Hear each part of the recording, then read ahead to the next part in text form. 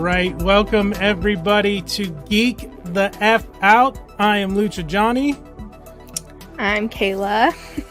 We are here to talk about Ahsoka, and we are not doing it alone. As you can see, we have a plethora of guests with us this evening. We do. Welcome, everyone. We have Michael from, I guess this way because I'm weird, Michael from Toy Habits with us. Welcome, welcome. We have Kevin from Toying Around. I'm very backwards right now. Hello, hello. And Yoko, aka LivinLaVidaYoko. I love that name. Hi. Thanks, everyone, for joining us. Yeah. So Thanks for having us. Thanks for having us. Yeah, of course. Yeah, and we're here to talk about Ahsoka episodes 4 and 5, which, I mean, if you were going to talk about 2 episodes of the season, these are the episodes to talk about, at least so far. Who knows what the rest of the season has in store, but these have been pretty damn epic, I will say. I feel like we're lucky because, we don't really have to be on. The contents of the episodes just really speak for themselves.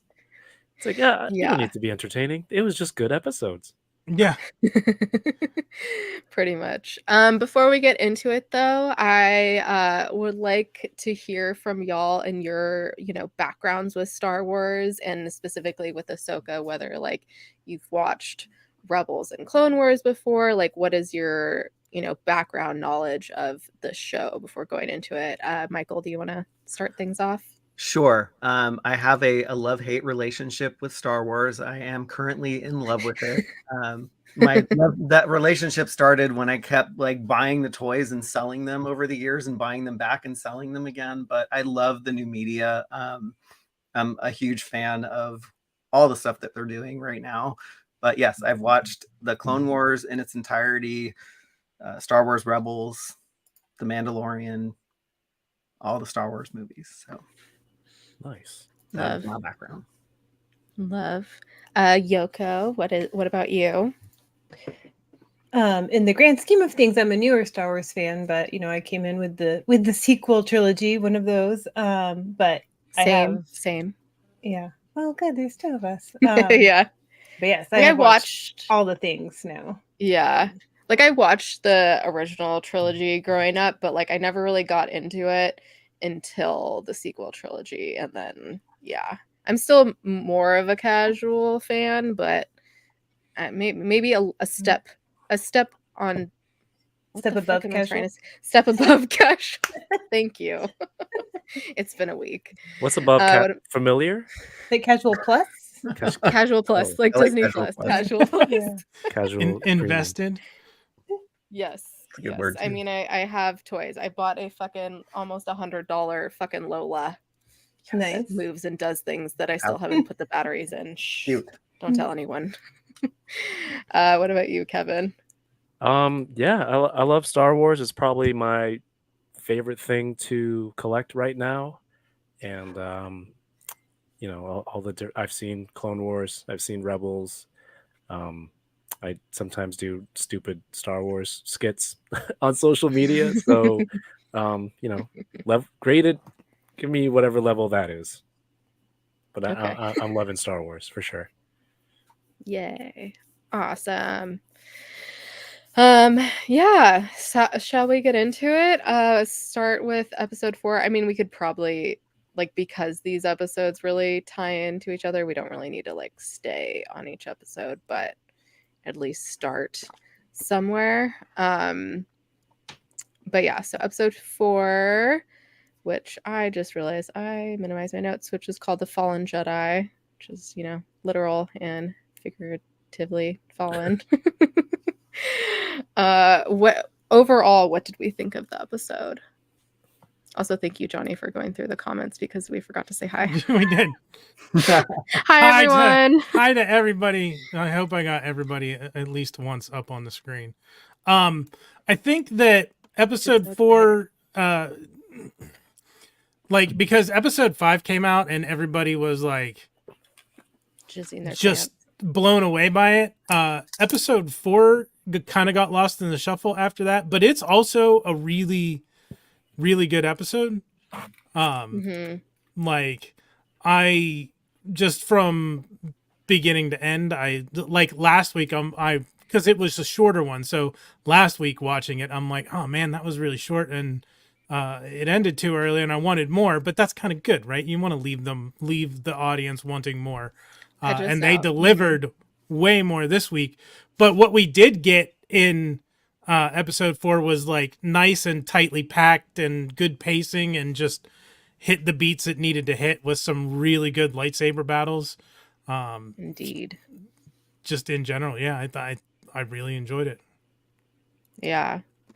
I thought it was a good setup to episode 5, but like, yeah, if we like before seeing episode 5, obviously great on its own, but yeah, the cliffhanger, it's like, what the fuck is gonna happen? Which I think there were so many theories as to what was gonna happen after that, and it's very interesting that I don't think anyone predicted what we got in episode 5, which was awesome. At least I didn't see anything out there.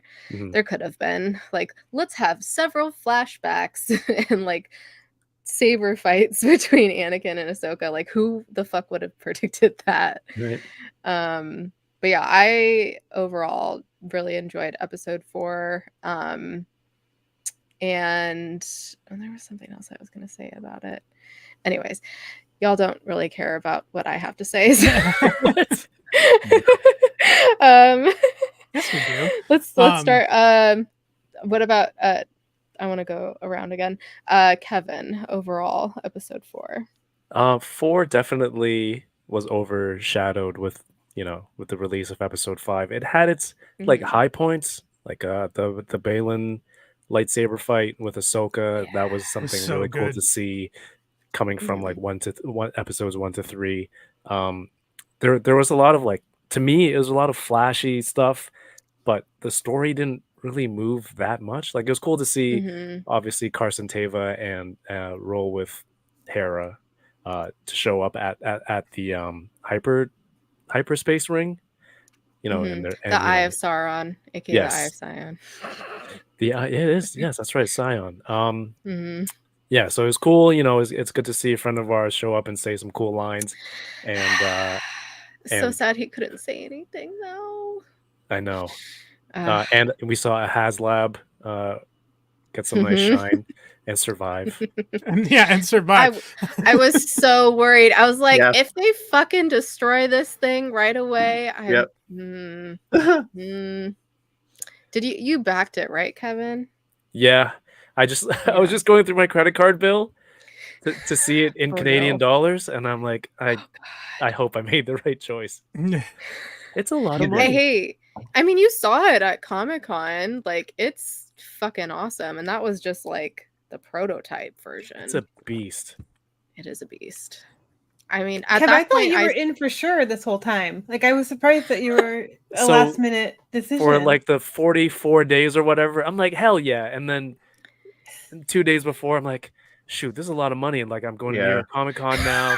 So I got to get a flight. I got to get a hotel. And I'm probably going to spend, I don't know, thousands of dollars to try to meet Ewan McGregor. So I'm like, I don't need it. And then 11 p.m. on the East Coast, I'm like, I can't miss out on this. Yeah. Major FOMO. That's crazy. Yeah. That was me with the Cat Slayer. Oh yeah, me too. Exactly, same thing. I got caught up in the moment. I backed the Cat Slayer. I backed the Ghost a little bit before the deadline, just because I saw the pace pick up, and it's like we can't not have the whole crew in the Ghost. Like, yeah. Did you back it, Yoko? I was like a day one backer. That might be a lie, because that was during Comic-Con and things were crazy, but in my head I was a day one backer. You're OG. It was never a question. Wait, then why were people saying on the Discord to have you be the 17,000? Oh, because I almost got a second. I was that close to getting a second. Okay. One. Yeah. Got it. How funny. I almost did, but then I was like, one is probably fine. Yeah. Looking at the after conversion and shipping and tax, I'm glad I just got one. But I was like, I'll get it in a year's time, and maybe I'll just pay an extra $100-$200, because I think historically, if you look at some of the HasLabs, except for the sail barge. It's like people have trouble, just breaking even trying to sell it. It's only right after it launches where people go crazy, and then you can really mark it up. But after that, it kind of tapers off. You can get it close to retail. Now I'm surprised Kev didn't encourage me to get the second one so that he could buy it off me later. How am I going to get it from you in America on the other side of the continent? I'm like, I'll just take it. I mean, I wasn't going to get a second one to sell. Like I would have done. I would have been one to rock, one to stock. Yeah. Right. Mm-hmm. Chill. It had crossed my mind though. Yeah. Yeah, I'm glad everything unlocked. And it's funny because when I saw it at Comic-Con, I hadn't started to watch Rebels yet. But even then I was like, wow, this thing is absolutely incredible. It just blew my mind. Yeah, it was amazing. I would have been so mad though if it didn't if it didn't get to 17K, and then this week was when we got a lot more ghost action. It would have been like 1 week off. Oh, to push it over? Yeah. Across the line? So yeah. I'm glad it flew by there in the end, but it really flew by there. Anyways, tangent time. Toy tangent time. Because it was like usual. one more. It was like what, episode 2 or 3 where they had the Phantom in it, but not the ghost. So they like teased with just seeing the Phantom and not showing the full ghost. Right? They just love edginess. What can we say?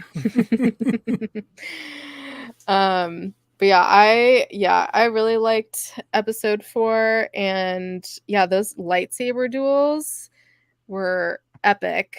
We should talk about Merrick for a second though. Merrick, oh yeah, right. That reveal. guy. Yeah. Which I think we've all forgotten about it at this point. Which is hilarious because there were so many theories about him the first 3 episodes. Like, is he Ezra? Like, is he so-and-so? And he was just a green fart.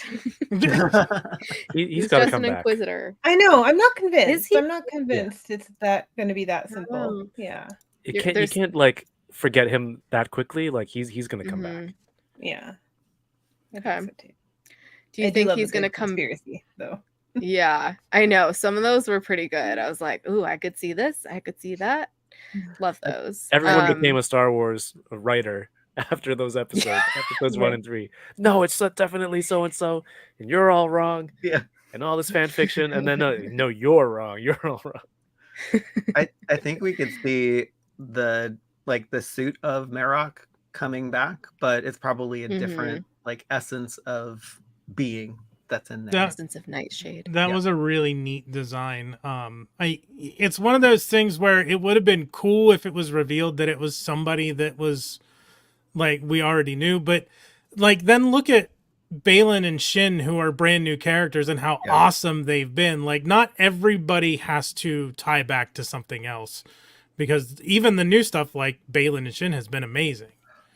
But Balin does tie back in a way because he obviously survived Order 66, and so it's like I loved these particular episodes because they are weaving the Clone Wars, Revenge of the Sith, the Mandalorian, and Rebels all together, and like that makes me very happy.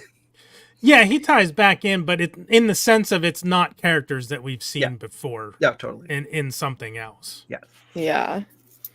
I don't think I mean, if he ends up not coming back and just that was it, it's I don't know, it's gonna be funny to see, like, looking back at all this and all the things people were predicting, but you never know. And yes, like Brick said, the green fart is Death Night Sister magic.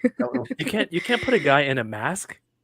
I mean, the intention is you're hiding something, right? So there's the intrigue there. That can't be it. Like, you can't put a guy in a cool mask and go, well, everyone else is cool. He'll just literally just fade into the ether. Like, no, there's got to be more.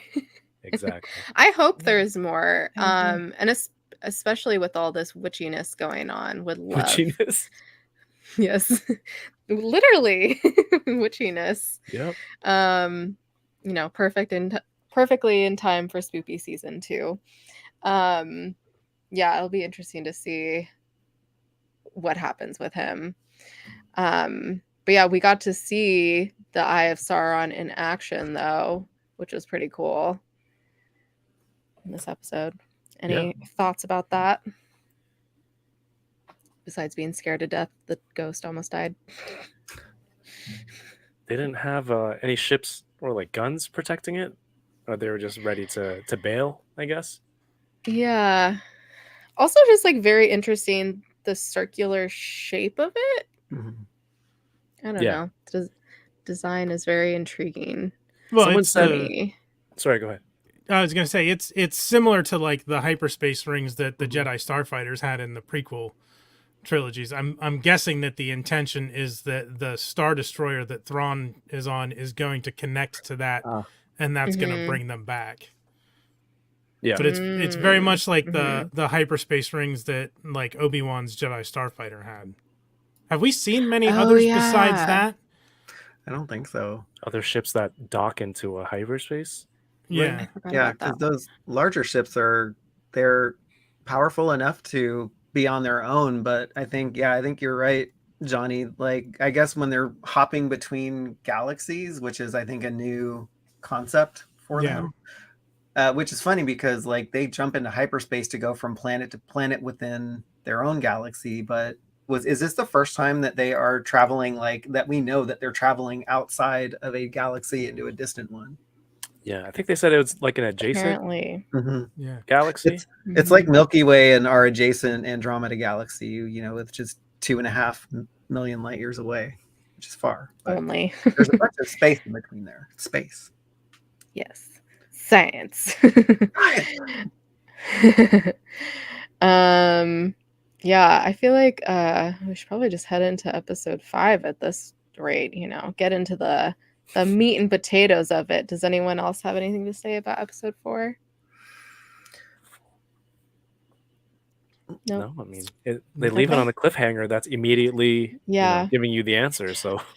Which I will say, people were like very up in arms about Anakin's de-aging at the end of episode 4. But I thought it looked fine in episode 5. I was just like, why couldn't you have done it that way in episode 4 as well? Yoko, what did I say? They used deepfake and I said his face looks squishy.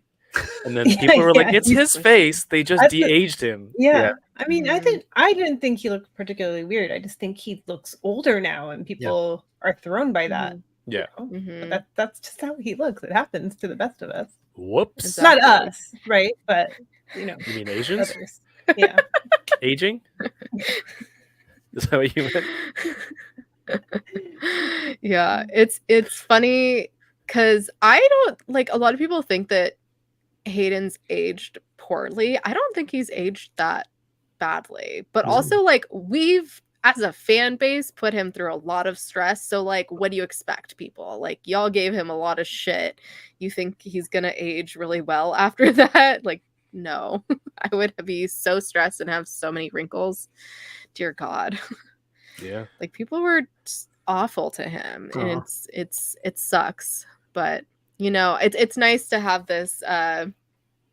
Was it on your show? The Hayden Christensen Renaissance? No, maybe it was on someone else talking about Ahsoka. There's been so many. He does look a lot better in episode 5, though. Yeah. Yeah. I did think his acting was stellar in these episodes, where I think, you know, I was left wanting more, you know, from his Revenge of the Sith performance, but I thought he aged well and his acting was pretty spot on. Indeed. Yeah, and I feel like this whole episode really filled in a lot of gaps with the flashbacks to the Clone Wars and the Siege of Mandalore, and cool to see that like fill in his character more for those times, even though he technically wasn't at the Siege of Mandalore. Yeah, I don't know. There are so many cool things about this episode. Yoko, what were your thoughts on it? I mean, just on the note of Hayden, like we get to Mhm. see him play a different version of Anakin for the first time, right? Which was really cool. Like Mhm. he's always been the dark emo Anakin in the movies, and like now we finally get to see like the Clone Wars version of Anakin portrayed by Hayden. So I think that's a nice little gift for us, you know, to be able to see him play like fun, cool Anakin that we all love. What? I'm fun, cool Anakin. Fun, cool Anakin. Yeah. Sans not that bad. Yeah, he doesn't complain as much, you know, like, yeah. I don't go on to murder younglings. What are you talking about? Right. And that's so funny because yeah, we get to see this other side of him and you kind of forget for a second what he ends up doing. Yeah. Kind of, yeah, which I think is a testament to how well he played it too. Yeah. Well, and it was funny because she makes, like, when they're at Siege of Mandalore, and he's like, I don't remember this battle, and they're talking a little bit, she says something to, like, alluding to the fact that he becomes Darth Vader, like, and in he's that like, moment, in that exact moment. He's like, time. is that what this is about? Like, oh, that thing? Why are you mad about that? Yeah, I'm redeemed. I love that part because you can basically what's happening is like he has no idea that this battle happened because the Siege of Mandalore was going on when the events of Revenge of the Sith were happening, and so he has he was not even there. He was busy becoming Darth Vader, you know, which is a big task. But yeah, I love all of the references that they made to the Clone Wars and also to Star Wars Rebels in there too, because there were things in Star Wars Rebels which I didn't get, and this helped me understand what I was confused about in Star Wars Rebels. Oh, which parts? Yeah, the Mortis gods, and I really didn't know how they played a role. And you know, I don't know if I was just like sleeping when I was going in and out of sleep in those episodes, but yeah, so there was that. And then you know, when Ahsoka was returning to Coruscant and in like going through hyperspace in Star Wars Rebels, that's basically when Order 66 is happening. And so you hear Anakin's voice and you hear all of these Jedi, and I was like, what is going on? And so this helped me kind of make those connections. Okay. Nice. Yeah, I think that's like, Yoko, that's what you were saying. Like, her talking about that when they're in that Siege of Mandalore flashback is on the other side of the galaxy. He's like in that exact moment, Anakin is turning into Vader. Yeah. Is it the same? What happened in the past that shows it's happening at the same time? Well, because that's when they leave, right? In season 7 of Clone Wars. Oh, that's right. And he goes to help. Yeah. The Grievous is attacking Coruscant. Yeah. Yes, that's right. There you go. Nice. And she's like, no, we gotta go help the Mandalorians. Nice. Crazy times. Also, Johnny has not seen Rebels, FYI, but no, I didn't. You've been enjoying it. Yes, I didn't. I like it got to the point where I'm like, I'm not going to watch Rebels before this on purpose to give that perspective of someone who has not watched Rebels and watches this. I'm not lost. I did watch like the summary videos and things like catching up on the lore and whatnot, and like I said, I think it was the last time we talked about this. This is my close personal friend, my best friend Bo, who is clearly not happy that I have not watched Rebels. I will watch it once Ahsoka ends. Yes. I just met you, but I'm not happy either. Yeah, we don't know each other that well, and I agree with that. It's okay. I gave you permission to give him shit. We gave Rebels him shit is a big investment if you watch it all at once. Clone Wars is definitely a bigger. Clone Wars is $500 American dollar investment. Good Lord. So anyway, I've watched like summary videos and screen crushes, like, you know, the whole how many hours in like 15 minutes and catching up on the lore. Should have and watched the new Rockstars one too. Just saying. I didn't, but we have this thing of Screen Crush versus New Rockstars. Yeah, kind of. So yeah, I'm not the only thing I said this I think during our last Ahsoka stream, the only thing that I was kind of like head scratching on was the Sabine being an apprentice of Ahsoka, but apparently that's something that's been Yeah, none of implied that us- we haven't seen None of us on know screen about anyway. Yeah. So Yeah. everything else, just- I'm like right there, because people were complaining about that with the Bo-Katan and Mandalore stuff during the Mandalorian. I was like, same thing. And like I've watched a couple of those episodes of Clone Wars, but I was not lost watching the Mandalorian. Like I get it. Like they gave us flashbacks to she was the ruler. She had the darks. Like it's not. I don't know why people complain about things being confusing to viewers who haven't necessarily watched the previous I stuff, feel because like they give you enough context clues and background that you can kind of fill in the blanks enough to understand what's going on. I feel anyway, but that's just me. Okay. Yeah. Yeah, I have that Especially- question too. yeah. It's like, do people? I question it. I don't think for those people who haven't seen the animation that like you're not gonna get this. I question if it does, because my wife hasn't seen any of those, and she's Mhm. usually the type of person who like 2 minutes into a movie, she's like, "Who's that guy?" I'm like, I don't know. I'm watching it for the same time, first time, same as you.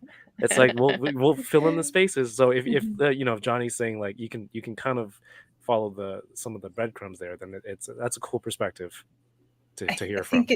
I think it depends on your, like, you know, you're watching it wanting to understand it, and right, like then there's the person who's Yeah. watching it wanting to complain about it, and they're gonna go like, you know, they're gonna like shut their mind off to like, you know, being able to Yeah. read between the lines, or, you know, pick up on what they're saying. I think some of those people already have made up their minds that they're not going to understand and want to complain about it. So you and you know. Brick think alike in that regard. Yeah, I think it very much has to do with your mindset going into Exactly. it, because we all know those Star Wars people that just love to hate on things. Like, I hate that. I saw so much hate about Ahsoka and it hadn't even come out yet. I'm like, y'all, what the fuck? Right? Like, I don't, and especially because it is the first woman driven Star Wars show, I'm like, it just felt like it was getting a little bit extra hate, and I was just like not for it. So yeah, I'm glad to see you know, at least a good amount of people have come around now. The first few episodes were iffy, but I feel like especially now after episode 5, people are like in it. They're ready to see what the rest of the season has in store for us. But yeah, I want to talk a little bit about Jason. It was cool to see him kind of use his Jedi or like Force abilities to hear the lightsaber duel of Ahsoka and Anakin in the waves. I thought that was really cool how they did that. Still don't understand quite how they found her, besides, you know, Jason kind of using the Force in that regard, but you know, I was still in it. I'm still not sold that, because how did Hera hear it? And then some people are suggesting they So he broadcasted to her or something like that. I don't know. Or I maybe have- she didn't. I have a theory. Yeah.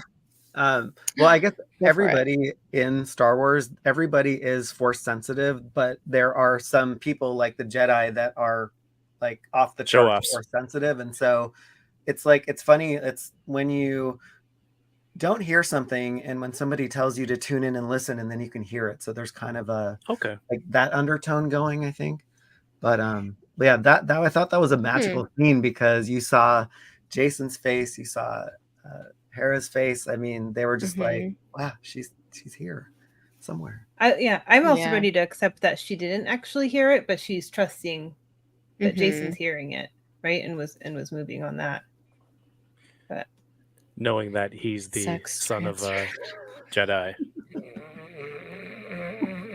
Maybe this could maybe be it, because that's how that works. Yeah. I liked Carson's response when Carson Tiva's like, "What's going on? What am I missing?" And Hu Yang's like, his dad's a Jedi," and he's like, "All right, like, we better do this." yeah. Okay. Yeah. That was great. Loved that. Such good acting by Paul.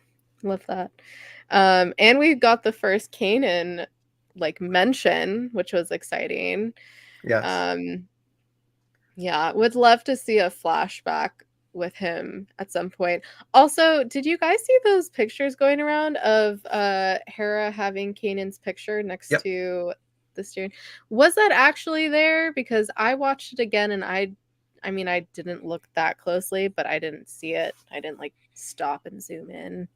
But do we know if it was for sure there? Oh, I did. I noticed. I saw like a tweet or something referencing that, but I Mhm. didn't go and look Oh, at do you it. think like somebody just added it in there? Yeah, I see. I wasn't sure.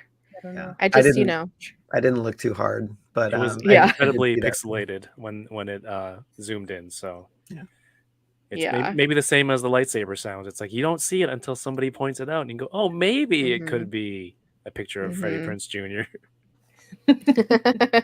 Yeah, then that's what they were comparing it to. They're like, it looks a lot like him. Mhm. But yeah, so that was cool to get that call out. And yeah, and then we get so we have the flashbacks and this whole duel between Anakin and Ahsoka, and he's like, you gotta live or die.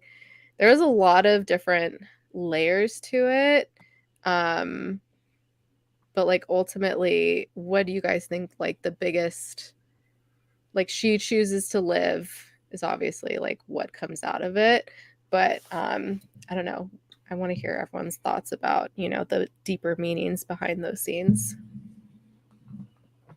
I don't know. I'm still lost. I've heard other people's theories that have been yelled at me, but like I don't know if I fully Yelled at get you? it. Okay, I'm in. I tap me. Okay, I got it. Go. But I think Go, those go. flashbacks that we got were like some of her biggest moments of guilt, right? She's been living all these years feeling so guilty about, I mean, she blames herself for Anakin turning into Vader. So there's that, like, and it kind of parallels what we see with Obi-Wan Kenobi's journey and how he blames himself too. But the other flashbacks, you see her, she's a child soldier essentially, and like she's thrown into that life without much choice.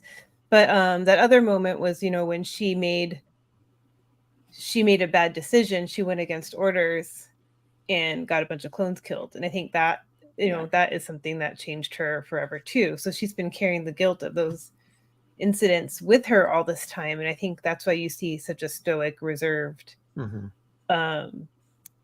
slightly unsure Ahsoka. And so it's like, I think that was Anakin's final lesson to her, is that it wasn't her fault. Like, she wouldn't have been able to prevent him from turning. Right. Yeah. So it's kind of like teaching her to let that go and live her own life and take the legacy, the good parts of him with her and all the Jedi that came before him and move forward with that. Yeah. That's my take. 100%. Love that. Love that. That's a great point. Yeah, I think also another lesson that Anakin is trying to teach her is like, there's always a price to be paid in war, and people have to follow you in battle. They will die. And so death is something that she needs to deal with because of what's happening in her present timeline right now. It's like Thrawn is coming back, and it's not going to be a friendly return. So there's going to be some shit going on. Yeah. Indeed. And it's interesting to see a live action version of Ahsoka in the Clone Wars and the Siege of Mandalore, because I think it really does hit home with just how young she was. Which also love that actress. She also plays young Gamora in Infinity War / Endgame, and also she's Sasha and Barbie. And I'd seen something that there was at least rumors of her playing young Ahsoka, so I was very excited to see her in this. And yeah, it just really hits home just how young she is in this like child soldier essentially, and having to make these huge decisions. But yeah, I would say ultimately I think that's what I got out of it, is like her letting go, and then also, it wasn't her fault that Anakin turned. Because that's a lot to put on yourself, especially someone that young as well. Like, that's such a formative time in your life, and I feel like anything that traumatizing is gonna stick with you a lot more than if it happened later in life, once your brain is done forming. It was intense. But we got fucking Ahsoka the White out of it, which was fucking awesome. I think everyone kind of predicted that, because everyone knows that Filoni loves Lord of the Rings, as I do as well. And I was, as soon as she came out with her like white like shawl shrug thing, I was like, oh my god, it's happening. New toys are coming. Yes. Yes, I will buy that white Yes. garb that she has on. Yeah. All the versions of that. Yes. And then go ahead. The theory that like I think is resonating most with me is like this is the equivalent of Luke in the cave on Dagobah.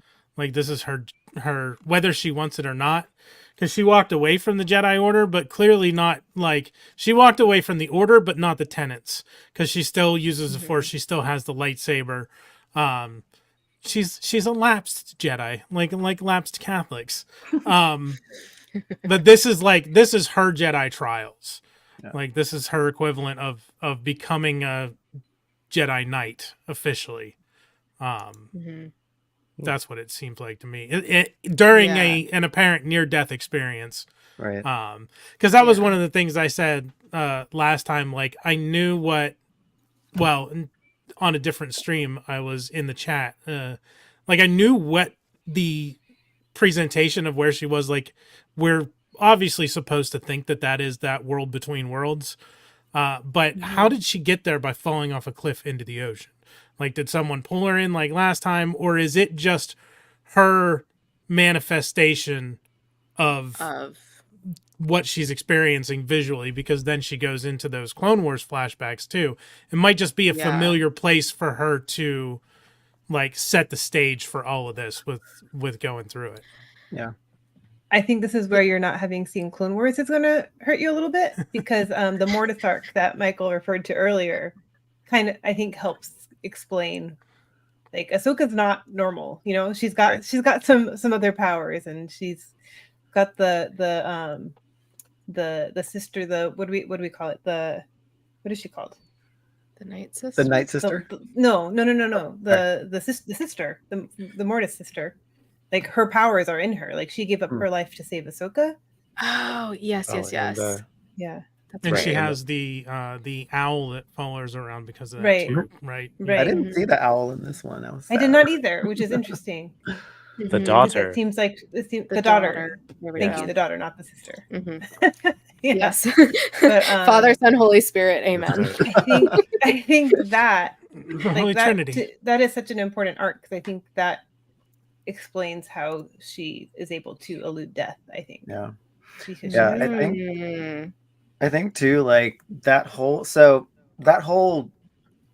waypoint scene and set reminds me a lot of the Weathertop from Lord of the Rings too. So it's like I was like, all right, Filoni, you're going for Lord of the Rings here. But I saw that too. I think with all of the Force energy that Balin possesses, the Night Sister has some dark witchery energy. It could have opened up that gate where she could slip in, and that's the world between worlds, right? So there had to have been some Force energy going on there. I thought that when she grabbed the map thing, the Rubik's ball, and it kind of zapped her a little bit, maybe some of that magic kind of added to that too, right? Because it did burn her hand. Yes. You mean the orb from Treasure Planet? Yeah. I'm very stuck on that. It looks exactly like and does exactly the same thing as the orb from Treasure Planet does. I think Filoni is a fan. Just saying, it's a very underrated film that I love. Yeah. So do we think it was for sure the world between worlds? I don't know, but Wait, I feel like the world between worlds would 'Cause, be I too mean much to just randomly throw in there for the people who haven't seen Rebels. Okay. It's like it's some version of it where I think the fans who know it will be like, okay, that could be it. But at the same time, I don't think it takes away from what happens in the story, whether it is the uh, official world between worlds or not. yeah, I had to go back and watch the World Between Worlds Rebels episode because I was like, I Uh-huh. remember seeing it, but I didn't remember it fully. But the same steps sound that it makes in the animated series are repeated in this live action movie. So I Yeah. think I think it is the World Between Worlds, but the way that they weaved everything in, it's like you don't have to go back and watch Star Wars Rebels to understand what this is. But Mm. I thought it was like super Yeah. interesting, and I never thought that I would see a live action play out with the World Between Worlds. I thought it was fantastic. There It was speculation that it wasn't because there weren't any gates shown in the live action version, Yeah, and the animated one had lots of different gates that you could see, but that doesn't mean that it's not. Like, it could be the side They could core. just be far off.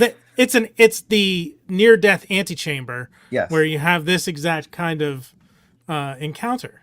So who knows?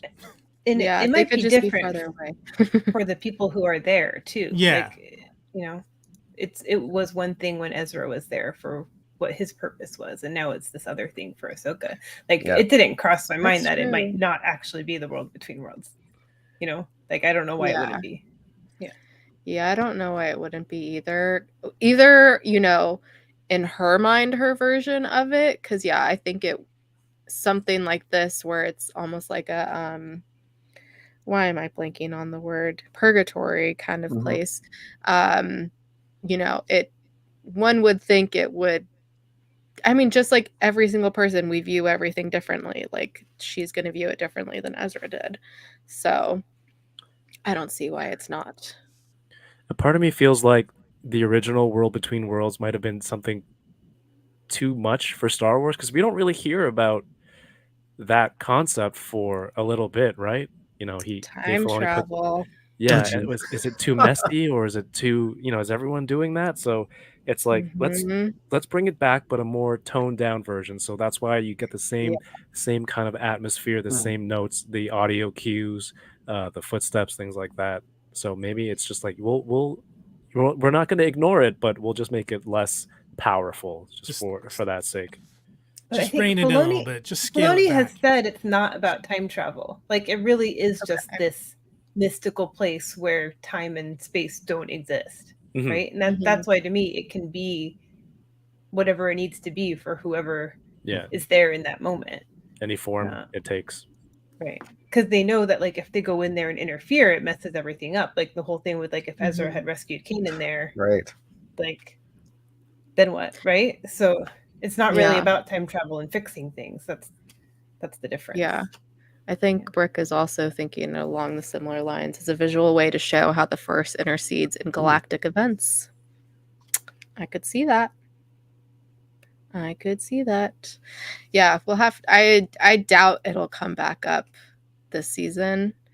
It'll be interesting to see if it comes back up in anything else live action Star Wars going forward.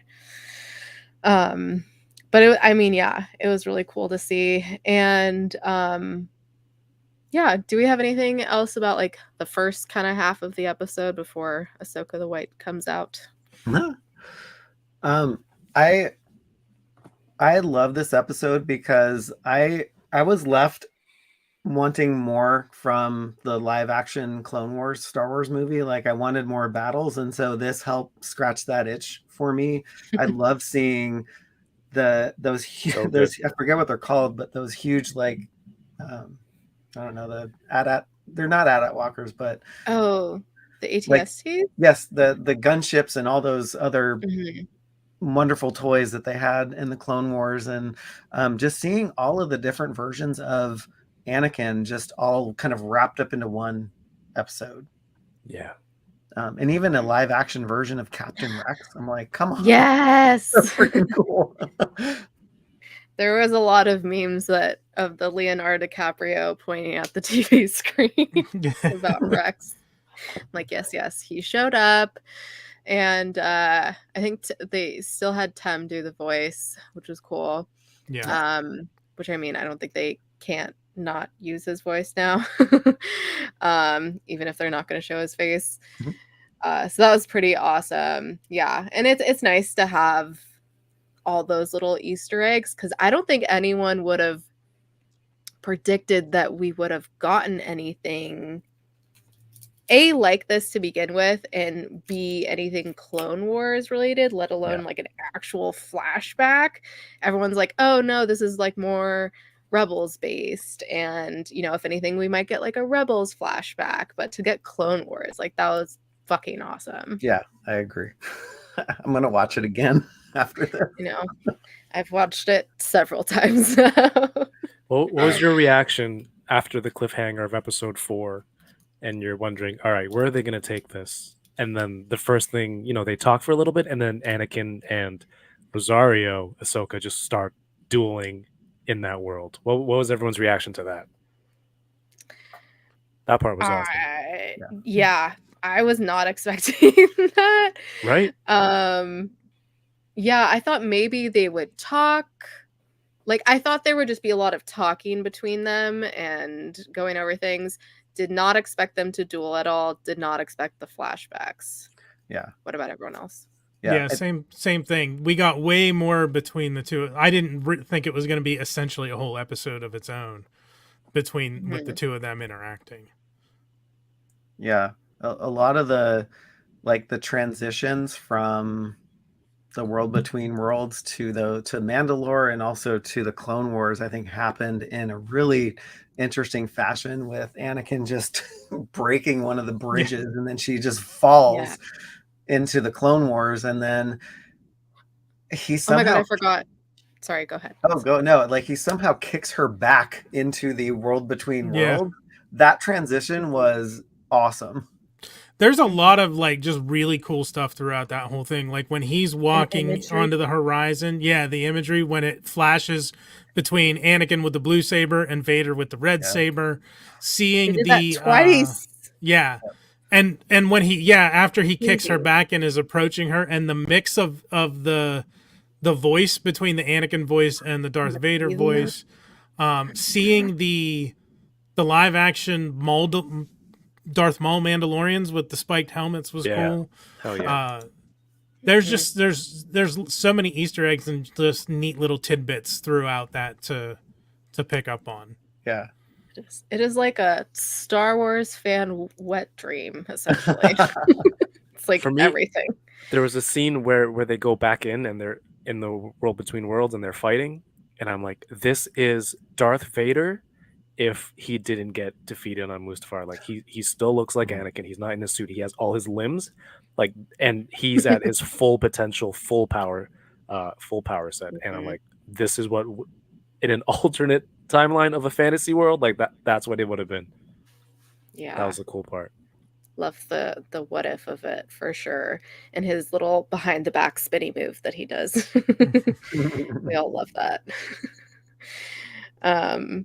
Yeah, that fucking imagery, those flashes, I can't believe I forgot to talk about that, because it was just so epic. And then, because I don't think when he was walking away in Clone Wars, you didn't hear the breathing, but then when they came back to World Between Worlds and you hear the Vader breathing, and I was like, holy fuck, let's go. He's just like so epic. Like they've tried with like, even with Palpatine and then with like Snoke and these other like big bads, but like I don't think anyone will ever compare to Vader and Anakin. No. It's just, it hits different. All right. So yeah, once post Ahsoka the White waking up, which I feel like right away, like she's already been kind of stoic, but I feel like once she woke up, there was just kind of this confidence to her, and this, like, she literally had a weight let go from her in just her mannerisms and how she walked, how she talked. Like, I don't know if you guys also caught on to that, but I really loved that, like, very subtle shift that she had. Yeah. She was joking with Hu Yang on the ship. Yeah, Definitely. that smile, that smirk, the Ahsoka smirk at the end. Yeah. Mhm. She Better woke than up. better than going nowhere, right? Yeah. Mhm. She woke up without a headband on. Yeah, Yeah. that was a Interesting. weird first for me. That was weird. Yeah. Had to get dressed. I'm glad I'm not. Yeah, I'm glad I'm not the only one that thought it was weird. I was like, she looks bald.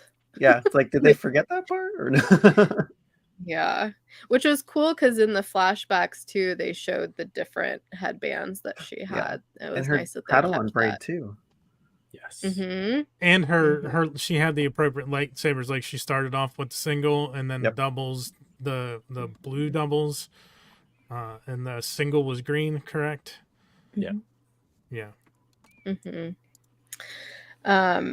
But yeah, and then they figure out that Sabine has gone with her special force magic of being able to see the past by touching things, which is still amazing to me.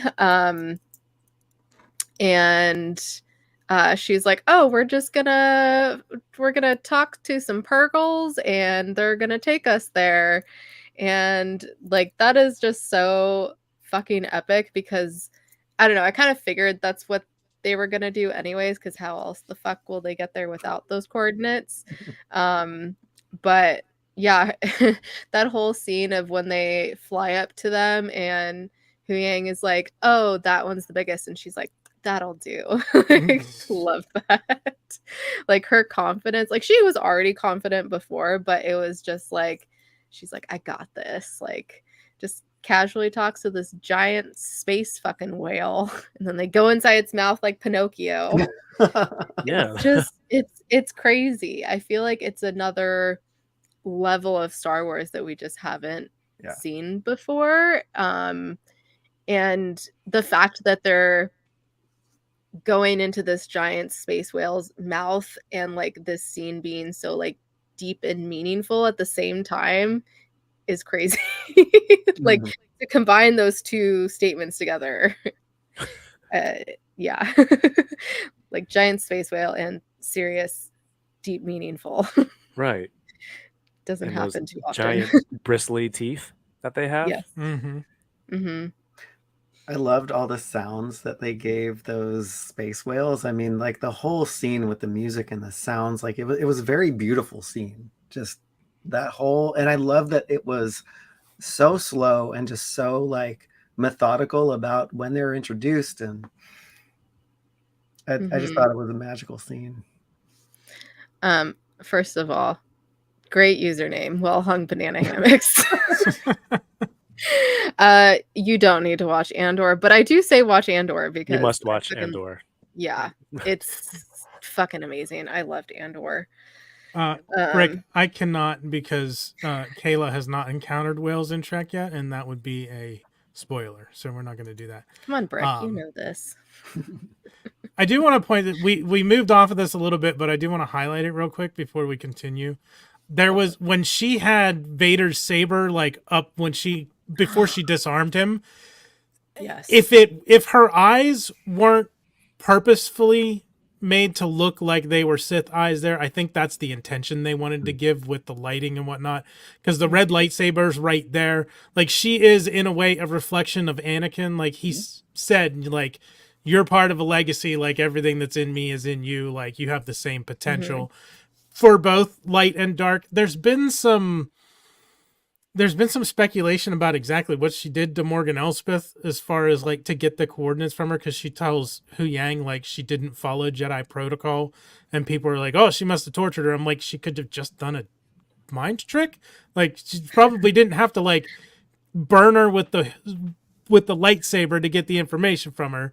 You just go, yeah. But I mean, there has been some speculation with a few things, that and then also how she just kind of threw Shin against the rock, and just in like anger because she thought that she killed Sabine.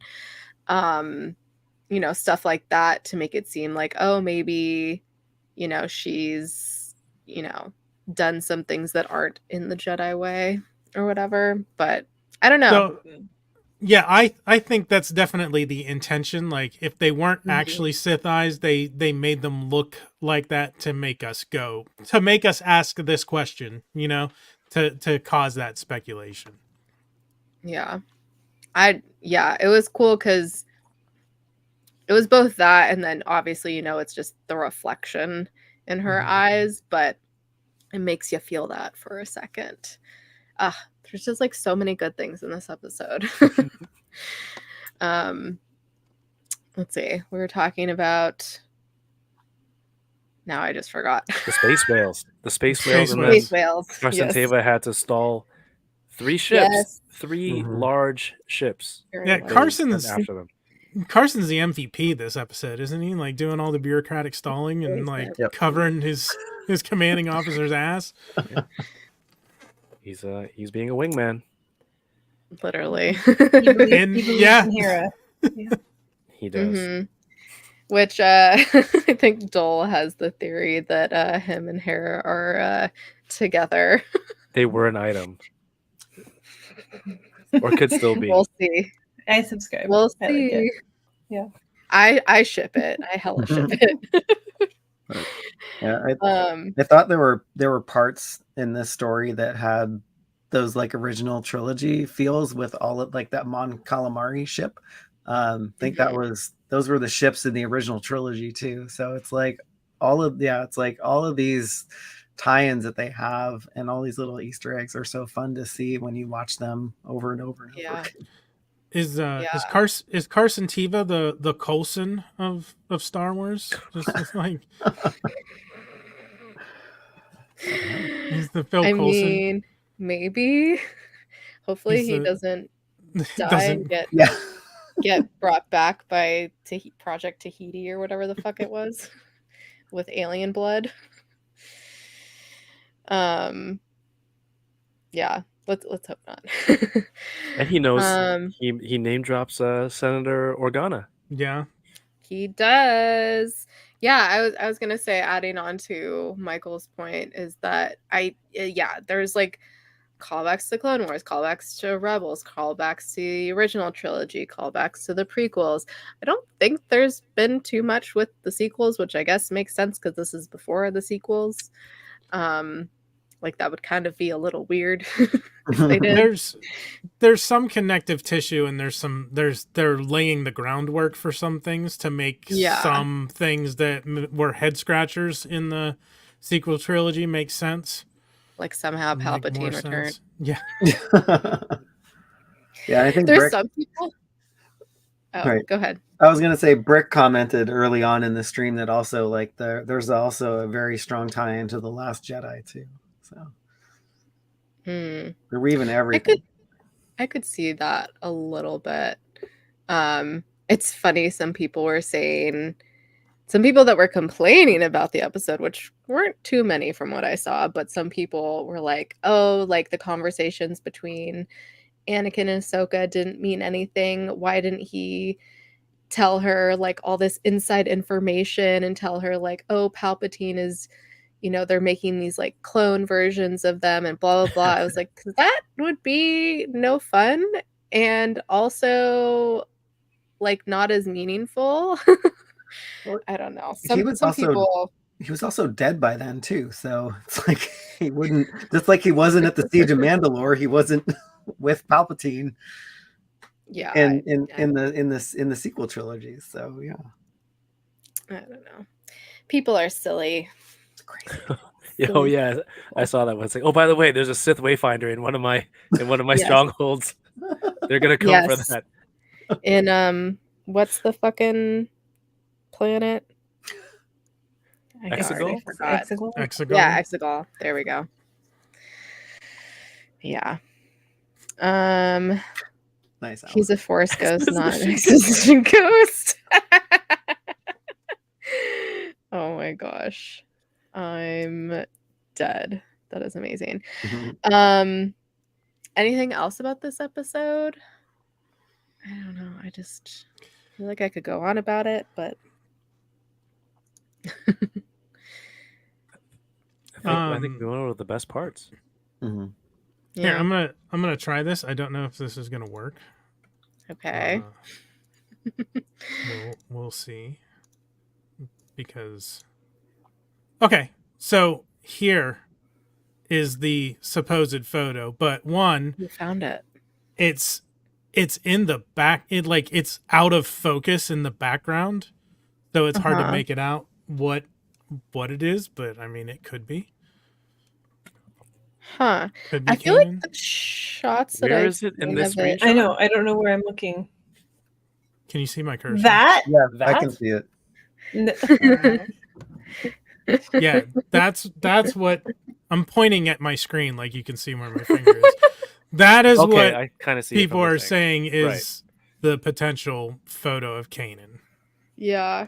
You could. I mean, that yeah, could be a there's- smudge. That could be a thumbprint. I thought it was a paddle shift on the screen there. Yeah. So someone screenshotted that and did like a Google reverse image search. I feel like I've seen another version of this picture where you can see it a little bit more clearly. The one that someone photoshopped. Did you click enhance? God damn. CSI, that's not how it works. Yeah, really. Testicle. Yeah, so, I mean, you gotta look really hard, and I don't know if my brain can make that connection that that's a photo. It on doesn't there. even look like a person. Like, how can you even No. tell it's a person? Right. I don't know. Dang, People really be pulling stuff out of their ass sometimes, I swear.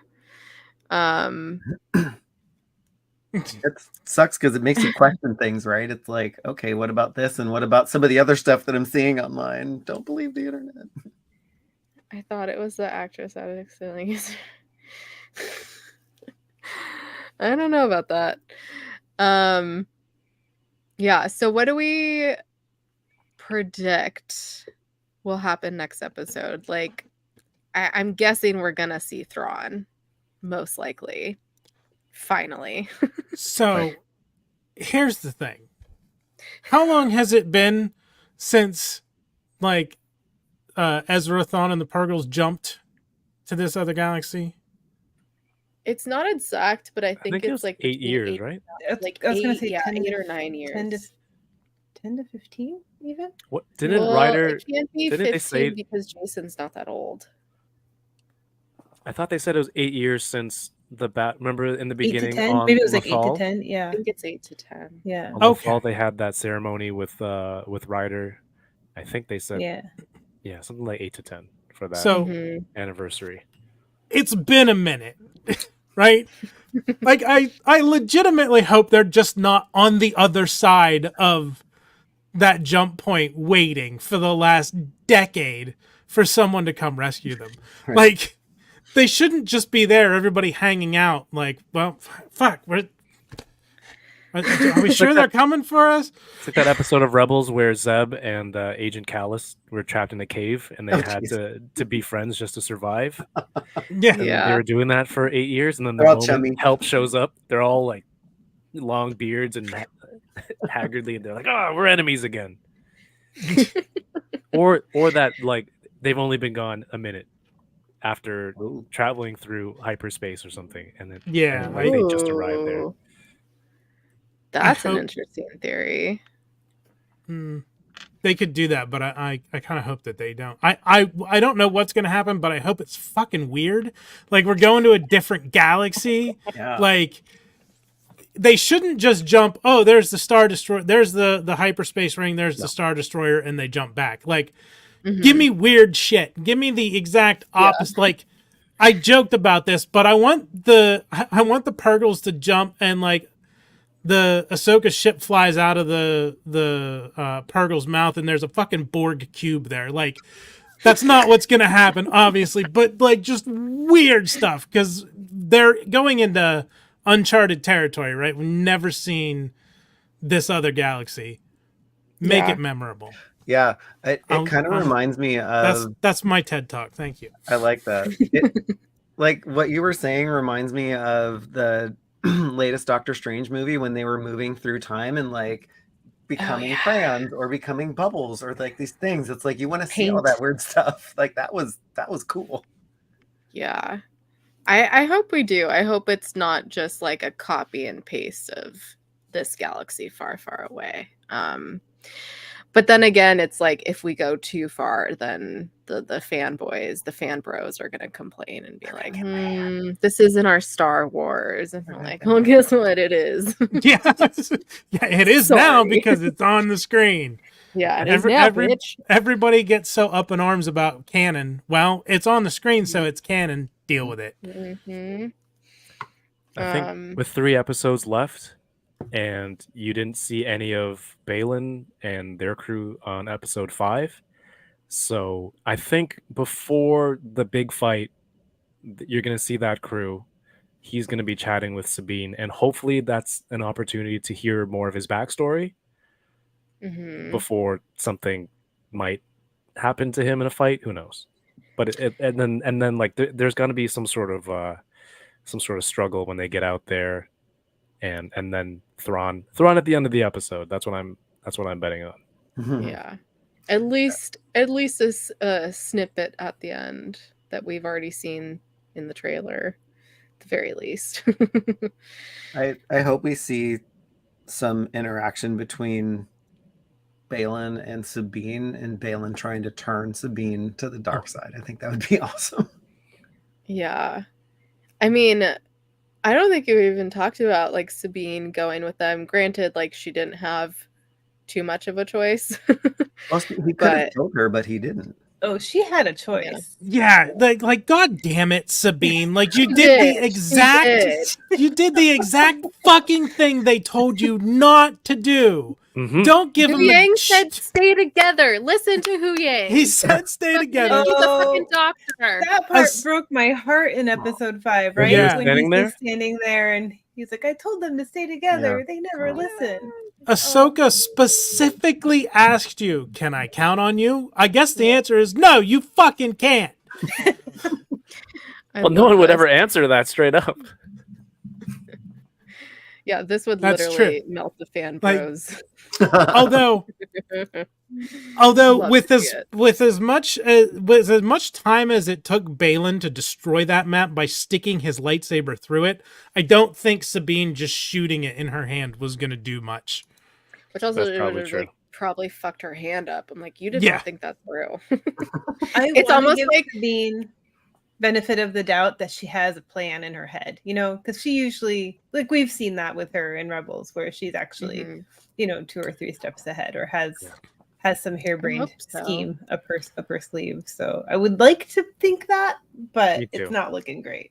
So let me ask you guys this: what do you think of the so in the like splash at the beginning in Star Wars, and it shows all the faces and whatnot? The good guys have all been blue, the bad guys have all been red. But Sabine's helmet has been red, and Merrick's helmet has been blue.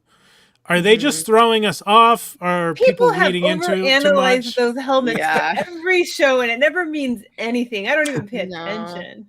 I think they just switch it. I don't even pay attention to that. I'm just trying to name them as fast as I can. I'm like, every Armor, time. Ninjarin, Bo-Katan, and then that's it. This quick quiz in my head every time. Yeah, and this is a big thing too. Like, they were very close. She's grieving, and we do crazy shit in our grief and times of trauma. That is what therapy is for, but there's no therapy in Star Wars, so this is what we get. That you know of. Or that we know of. Yeah, exactly. I think, Yoko, on the thing that you said about Sabine, I think maybe she has another plan where it's like, okay, now that Ahsoka's gone, what's my best play here? And at the same time, you're like, I have a chance to go follow Ezra where they're going, and then I think she's waiting for an opening and something that she could do. We've seen in Rebels, she's like gets in trouble, she'll stall, wait for backup. Smart. She's smart, right? Yeah. It's like she is. Yeah. I hope it's something like that.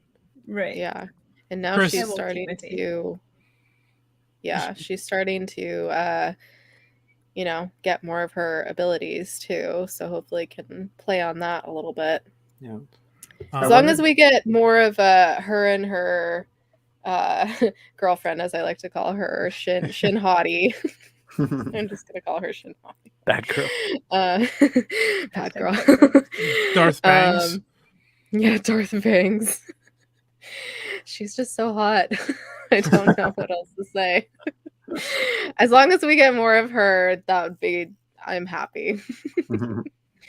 And yeah, it's I was gonna say earlier to what you said, Kevin, about Balin. Because when did Ray pass away? It wasn't too long ago, was it? It was like earlier this year, right? A couple months ago. Yeah. It was like 3 months before the first episode premiered. I was just looking at it earlier today. Yeah, I don't think they would have time to like write off his character. No. Especially with the strikes. So yeah, I don't know what, maybe it'll be coincidental if he ends up getting axed, but yeah, it'll be interesting to see what they do, because let's hope there's a season 2. There better be. Yeah, he's just too cool of a character. Like, I want to know what it's all about. Just right? Needed more screen time. Yeah. I'm very sad. Gone too soon. Yeah, he had just turned 59. Wow. Or was just about to turn. Yeah, just after his 59th birthday he passed. It's real sad. Wow. Especially since he didn't live to see how popular this character and his presence as this character is. Oh, that's true. Fantastic. I hadn't even thought of that. Like his presence on the screen when they first walk into the shuttle bay in the first episode, it's amazing. Yeah. He is Zaddy energy for sure. For sure. Star Wars therapy involves feeding traffic Twi'leks to a Rancor. Oh, Jesus. Good Lord. Gotta love Allison. Oh, boy. Oh. Yeah, it is very sad. As life goes, unfortunately. Anyways, let's see. Anything else?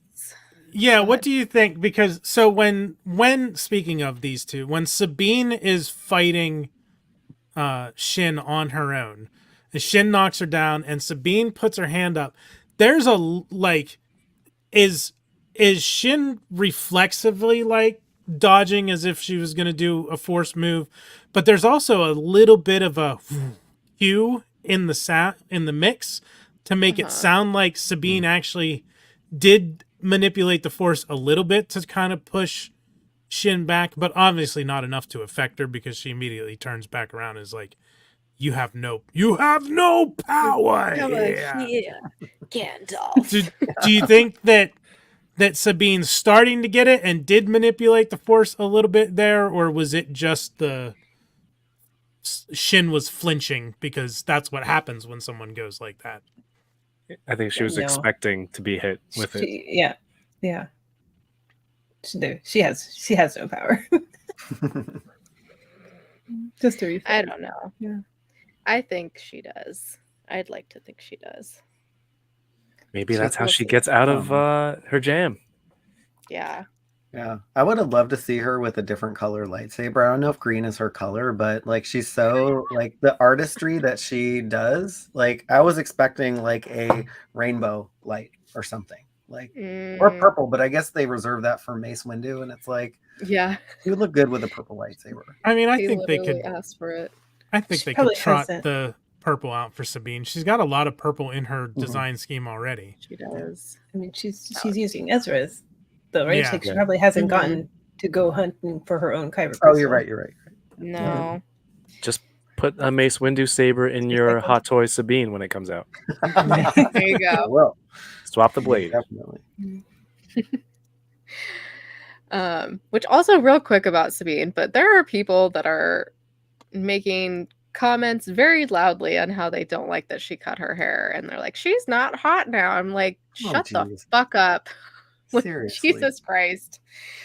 Like these standards for women that we have, and like you can't have short hair, you got to have long hair, and suddenly you're not attractive if you have short hair. I'm just like, please shut the fuck up. She is still hot as tits, okay? Yeah, I agree with that. Yeah. I mean, helmet, hair. Yeah. Exactly. Plus, yeah, like I was like, did you watch Rebels? She has short hair in Rebels. Like, what? Right. I don't know. I just had to make that comment because, unfortunately, those people exist. She needs a hot pink or neon orange saber, something bright and yes, definitely. That'd be cool if they had rainbow. I mean, her hair. Sorry, I'm still thinking about her hair. Her hair was kind of a reflection of like her mental state, right? Like her depression, like similar to Black Widow in Endgame, right? With her hair growing out and her roots showing and all that. Like, I think that's kind of where Sabine was at too. Like, she had kind of given up that lifestyle, and just like because her nails hurt, the paint on her nails was all chipped, and like she's girlfriend wasn't taking care of herself at that point. Not really. Wow, I never thought about that in terms of that. Were her being nails a reflection? Her nail polish was chipped. Yeah. Oh, I didn't notice that. I did notice that. Sorry, as a dude, I completely missed that. I didn't either. I wasn't sure if it was chipped or if it was like that on purpose, because I noticed it in some frames, but some of the edges looked very straight, like it was geometric patterns done that way on purpose. But I was looking, I'm like, I couldn't really tell if it was just chipped or if it was supposed to be a design choice. Mm-hmm. I think it was chipped. Yeah. As someone who often has chipped nail polish, yeah. Same. I rarely get my nails done just because I'm always using my hands. I will defer to the experts. I don't often use nail polish, so I'll trust your word that it was supposed to be chipped. Especially if they don't have gel, but I would think in the future that they would have gel. Needs a better top coat. That's all I'm saying. Yeah. A better UV light. Yeah, that's very interesting about her hair being nice catch, Yoko. Yeah, love that. I was never one for critical thinking and finding these imagery things.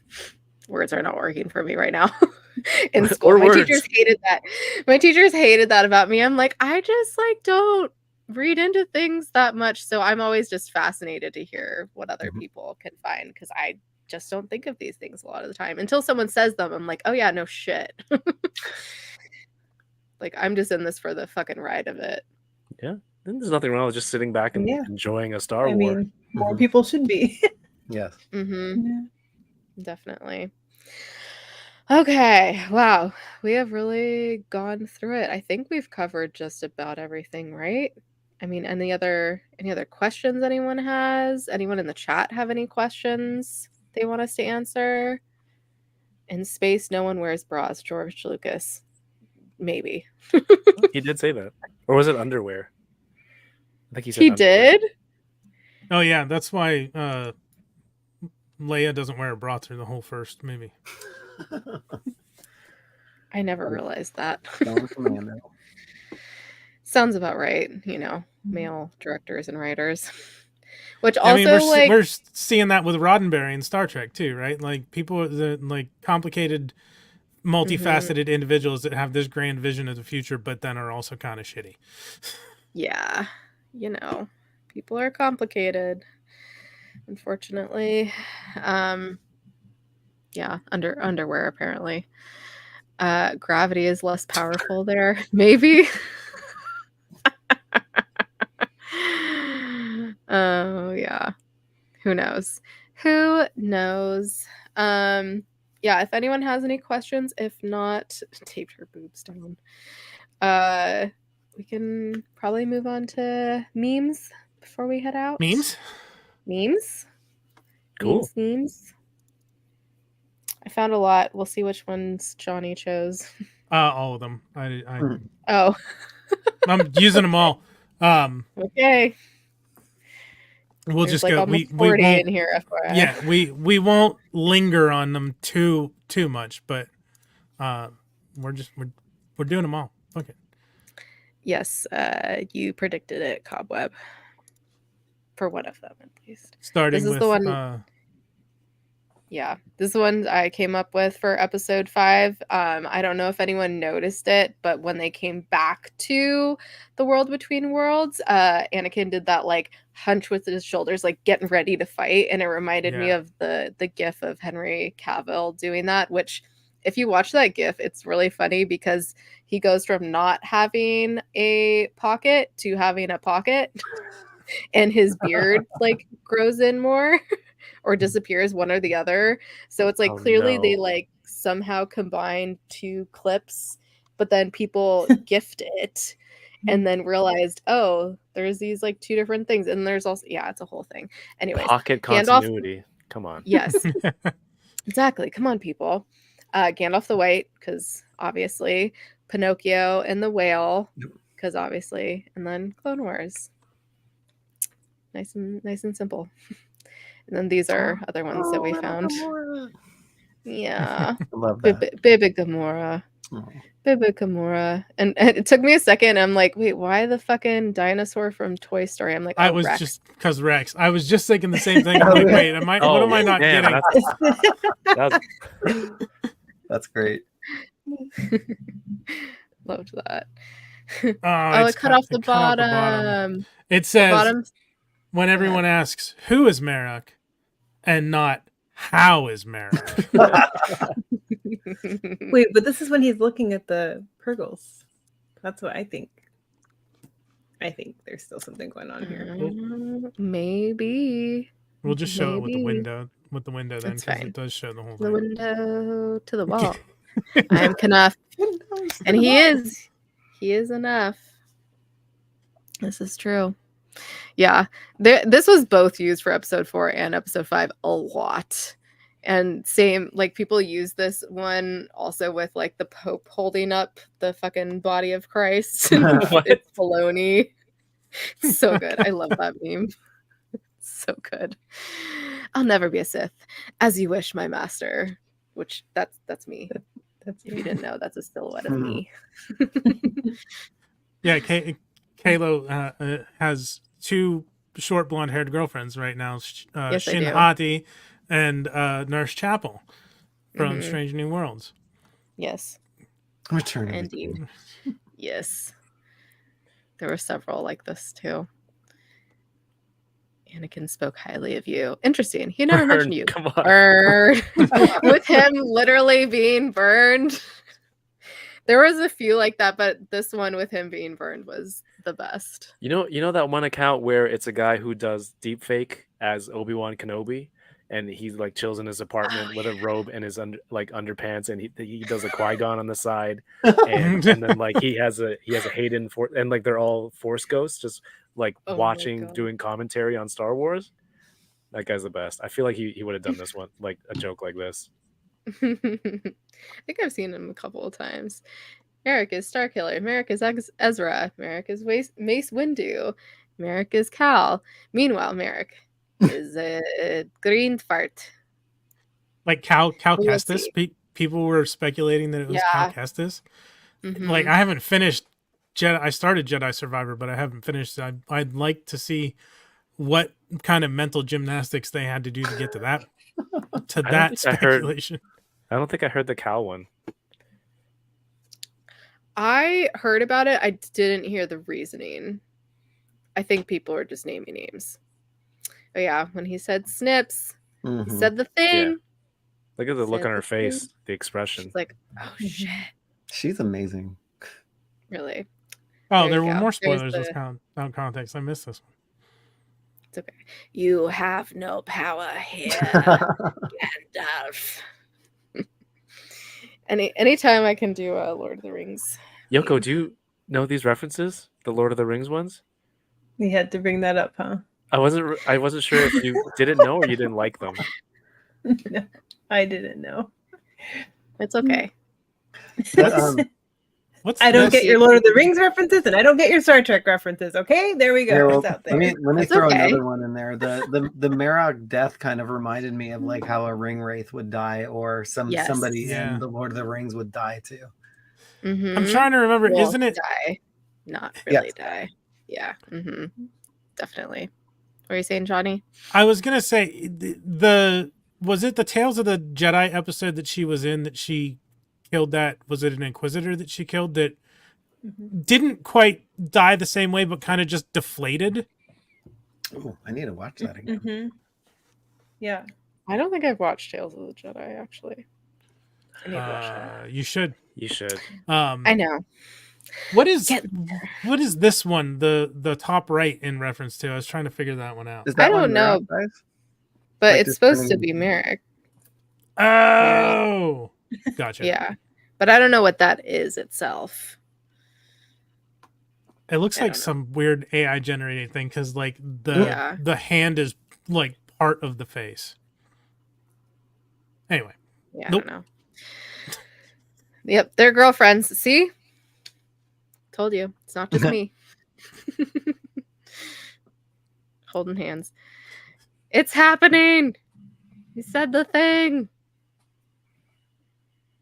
Oh yeah, I've been very concerned where her Lothcat is and who is watching him or her.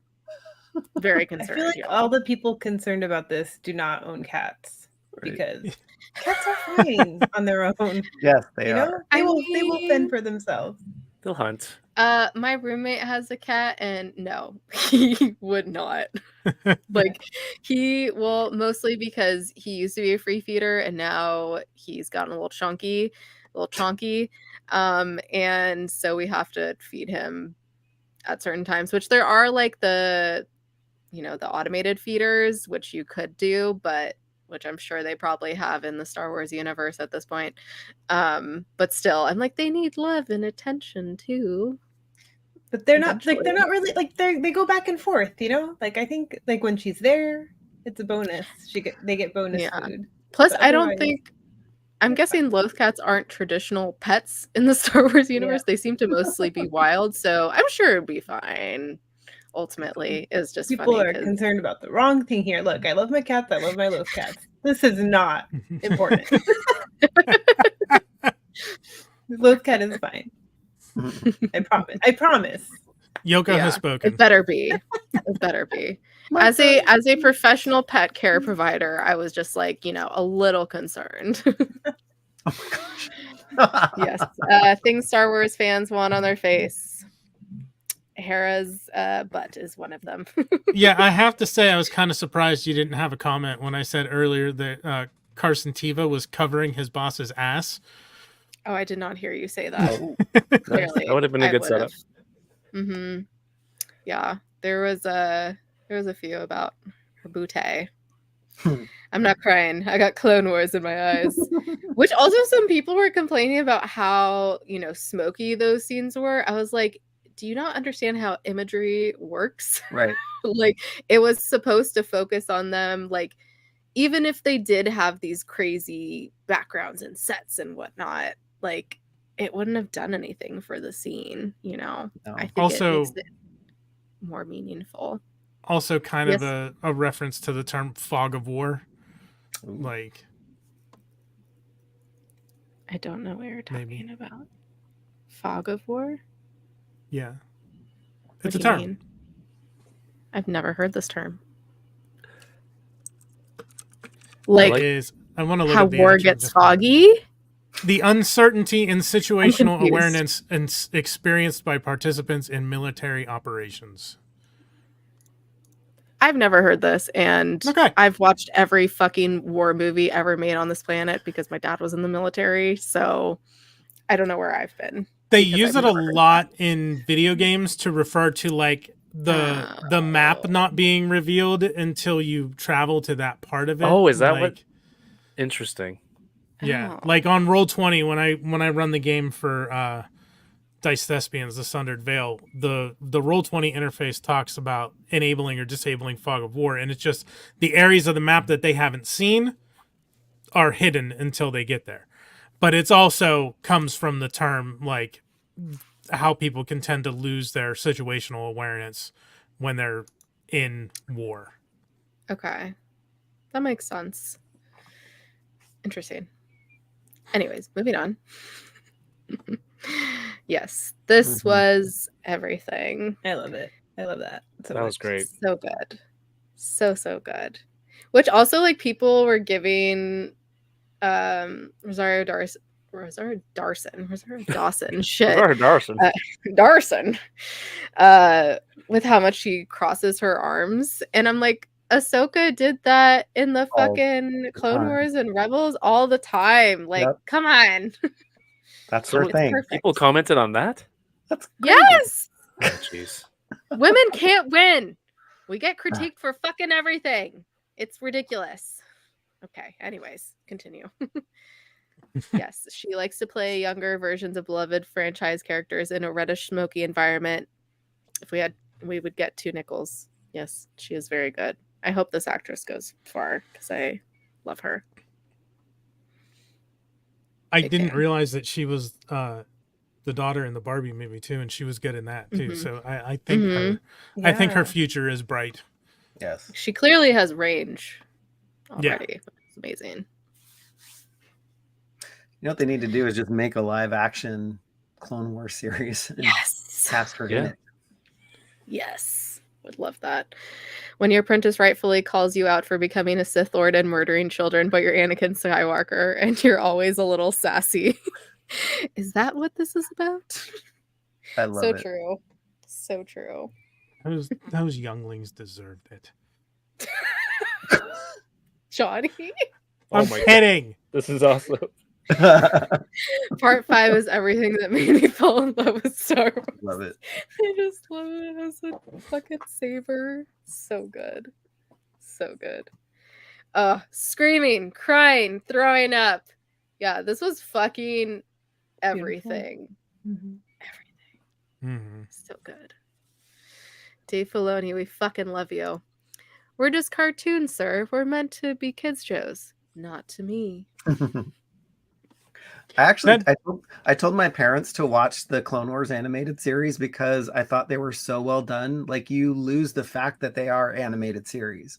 And so they started watching them and they fell in love with them too. And they're watching the whole thing. And I was like, wow. Oh, cool. That's the thing. There's still kind of a stigma with animated shows that people expect them to be for cartoons and for kids, and like that's not always the case. Sometimes Yeah. it's just artistic choice. Totally. Which, I mean, that was every Clone Wars fan stream. You good? No. Which, like, I definitely, I mean, I grew up watching The Simpsons and shit, but I still, for a while there, was anti, like, cartoons, and then I started getting into Bob's Burgers and other adult cartoons, and now I fucking love Into the Spider-Verse and Across the Spider-Verse, and probably are 2 of the best movies ever made, period, not even comic book movies. Yeah, so I have come a long way since then, and I think other people should as well. Yeah, I because think I've had a ahead. couple people that I'm like, you need to watch Rebels, and I'm not really into cartoons. I'm like, these aren't for kids. These are for adults. Come on. I think of like when I was in high school and started getting exposed to like Vampire Hunter D and Akira and Project A-ko, like anime, and then like Aeon Flux on MTV, like, and heavy metal stuff, like different types of adult animation movies and shows. Like there's some definite interesting stuff out there. Record of Lodoss War is probably my favorite anime series. Oh my It's god, great. that was actually your cat. That sounded Yeah. not real. Oh. What is your cat's name? This is Larry. I'm used to that sound. I didn't realize. I'm very familiar with that sound. I didn't even think about it. He was rubbing up on the mic. Sorry. So Larry, say cute. hi. We love the pussies around here. Oh my Yeah. gosh. Aw. So cute. I can't. Oh. My friend has a orange tabby, but she's kind of like a munchkin-y one, but she always has an angry face. I'll have to send you a picture. Oh. It's so funny. It's like perpetually mad pussy. Yes, this this is like getting more excited per shot. Yep. That Vince McMahon shots are everywhere. Yeah. So funny. Ahsoka the white baby. So Nice. good. So good. Plus Interstellar. I love Interstellar. So any I love chance I that one can show too. it. I just watched that recently again. So good. So good. So good. Yeah, very similar to the last one. The New Republic. Hera, your mission was unauthorized. Hera, damn, I kind of don't care. Love that. And love that fucking Leia was like on the side too. And yes, this is me. Got my pumpkin spice this first day it came out. But it's so not go cold with the enough to wear Burberry scarf yet. scarf. Yeah, I like the MJF Burberry scarf. Yeah. Mhm. Pumpkin spice latte, baby. Make fans cry from joy. Make fans cry from sadness. Dave Filoni. Both. Very true. What am I missing? Here, I like this one. take this. I found this particularly funny because I haven't watched Rebels. So Yes, as you should. Also, go back. That's and we not get a funny, nice that's view of sad. Hera as well. Tell him how it is. Flying whale intensifies. Once again, how we can have something so serious when there are flying space whales is amazing. That's Star Wars. Mm-hmm. It's beautiful. He's such a good actor. Mm-hmm. There's a handful left. Mm-hmm. It's beautiful. I've looked at this for 5 hours now. I love this one. So good. Oh yeah. Star Wars when I'm by myself. Star Wars when my wife walks in. This is so true. As someone with parents that are very strict, anytime I was watching anything, it was always like the kissing scene or like some kind of sexual scene that would suddenly come on when they would walk in. I'm like, I swear this is not what's happening. Mhm. We're just watching X-Men the animated series, and every time parents walk in, Jean's always like, ah! Yeah. Oh yeah. It's over. Ahsoka. I have the high ground. Sorry, I always wanted to say that. They put a smile on his face. Yeah. Yeah. Yeah, zoom in on that smile. Well, they really did a lot for this meme. That must have been from some like behind the scenes because I don't think we've seen him smile yet. That we definitely have. Balin does not smile. No. No, he is zaddy. You never go ass to mouth. Sometimes in the heat of the moment, it's forgivable to go ass to mouth. How do you remember Rosario Dawson? Which I definitely sent that to Dole as soon as I saw it because their show is ass Ahsoka to mouth. Oh. And last, Okay, but certainly no. not least. Yes. I had to.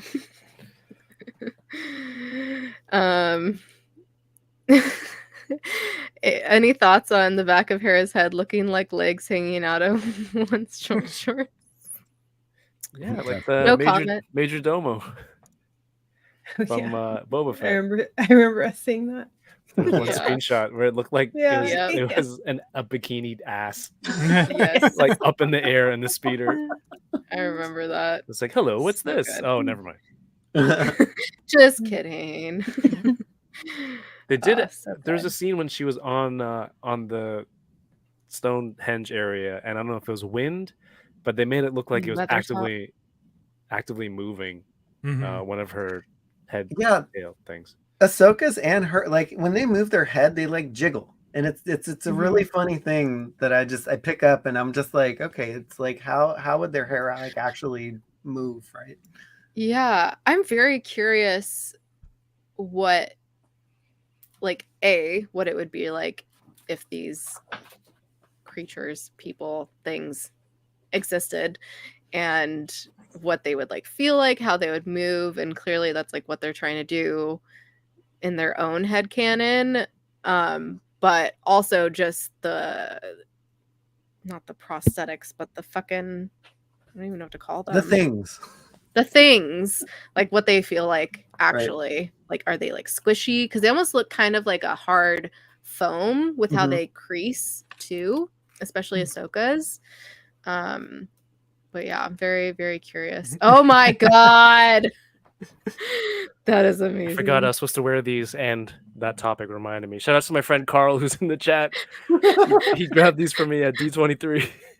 Stop. That is amazing. Wait, I feel like I've seen like a kid's version of that in Target. This is for kids. Okay. But it's for You've seen like that. It's cut off a little bit at the top. He's got Mickey ears. Oh, they're Mickey ears. Yeah. Oh my god.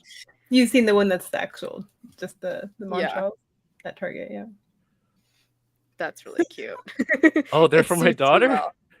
Whoops. She doesn't know who is. She doesn't watch Rebels. She's fine.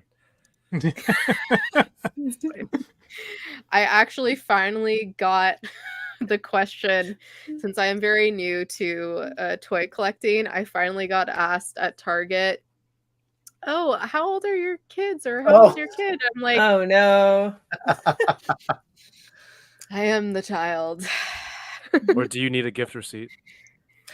It's a rite of passage. No, it was just someone, because I was at self-checkout, it was someone in line behind me who was buying a toy for their kid, apparently, and I was like, no, I just collect. I'm sorry. Definitely a rite of passage. Yeah. And I still cannot find the fucking glow-in-the-dark Donnies, but I also haven't looked in a few days. But I think I'll they're look just for not you. there. Thank you. Brick found them up where he is, so I think they'll get down here eventually. We shall see. Yeah, pet the hair. Yeah, you look very pretty, Kev. Very pretty. Yeah. Should I wear these to Japan? Pretty. Yes. Yeah. Yes. Pretty princess. No doubt. I might like fit in All right. normally there if I wore this to Japan. Some of the people Maybe. in like full outfits. Mm-hmm. Probably. I don't know. Anyways, thanks y'all for joining us. Any last thoughts? Questions? Answers? Before we head out? No, just excited for the next episode. Yeah. Same. I'm interested to see what it's gonna be. Yeah. I'm very interested. I'm like, are they gonna throw another 180 for us like they did with episode 5, and no one's gonna predict what's gonna happen? I'm just, as long as we see Thrawn by the end of it, I'll be happy. Especially since we're doing the rounds next week for that episode. Yeah, we're gonna be on a couple other people's shows. That's That'll be fun. I want Johnny's thing to happen where it's just some freaky stuff that's going on. I want them to be like in Sakaar or something from Ragnarok. It's like or really like odd Oh world. my god. Biomechanoid ships like Leviathans from Farscape, or I don't know, just Do it. weird shit that we have not seen in the main Star Wars universe, or galaxy rather, whatever, interchangeable. Same.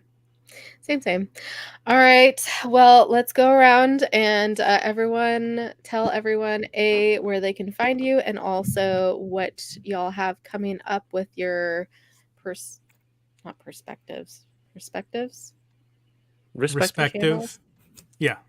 channels, outlets. Sorry, I don't do words. This is partially why I'm doing this, to get better at words. I've never been good at words. Yeah, Michael, tell us where people can find you, what you have coming up for Toy Habits. So yes, In you case can people find don't us know who you at are. our website, www.toyhabits.com, or on YouTube, Toy Habits website. Also on Instagram at Toy Habits website. So I'm one half of Toy Habits, and wanted to just give a huge shout out to my partner in crime, the Toy Sorceress. So she works her hiney off making articles for the website, and we also have a weekend show. So this weekend we are talking about what G.I. Joe classified series figures we could see at Hasbro PulseCon. So it should be a fun one. Awesome. This was from way big earlier. fan. Yeah, big fan of Toy Sorceress. She's awesome. She is amazing. Awesome. But sadly, she only sticks to the OG trilogy. So. I've been trying to convert her, but it's not happening. It's okay. To each their It's a own. process, though. It's a process. Yoko, what about you? I'm at Yoko McCann on Instagram and YouTube, LivinLaVidaYoko on Twitch, although I have not been streaming for a while. You can catch me with Kev on Boba Squadron on Tuesdays right after Ahsoka airs. That's about what I have going on. Now both my cats are here. You'll be on our next 2 streams as well. Oh, yes. The all women stream. Sorry, Johnny, you will not be a part of it. I'll be in the chat, Totally but I am banned from the Mhm. stream itself, Kicking him out. and I'm okay with it. That's fine. Mm-hmm. He had a Kevin? problem with being short hair. That's why. No, I'm kidding. It wasn't you. It wasn't you. Fake news. Fake news. You can follow me on Instagram at Toying Around. Again, we do Boba Squadron with Yoko, my friend Ernie, and Paul on Tuesdays. Every week is Unboxing Thursdays, where I open up some toys and chat with some cool collector friends. Next week will be I'll be on with Toy Anxiety. So come hang out, youtube.com/Toying Around. Thanks for having me. Yay. Yeah, of course. Thanks everyone for joining. This has been so much fun. Yeah, very excited to see what happens next week. If you want to follow us, or make sure to smack that like, smack that subscribe, smack that bell icon, smack all the things, and smack everyone else's things that are here too. Yeah, everybody's socials are in the video description. Mm-hmm. Indeed. And yeah, if you want to follow us, we are at GTFO channel on all the socials. And yeah, thanks everyone in the chat for joining us as well. It has been so much fun. Thanks everyone for put it back on for geeking the F out with us about Ahsoka episodes 4 and 5. We'll see you next time. Don't forget, Thursday, our next Trek Retrek is Court Martial. Yes. Tags. Those long tags. Dude, those tags are long crazy. tags. I feel bad cutting them The off. fucking Disney tags Oh, are I so couldn't. long.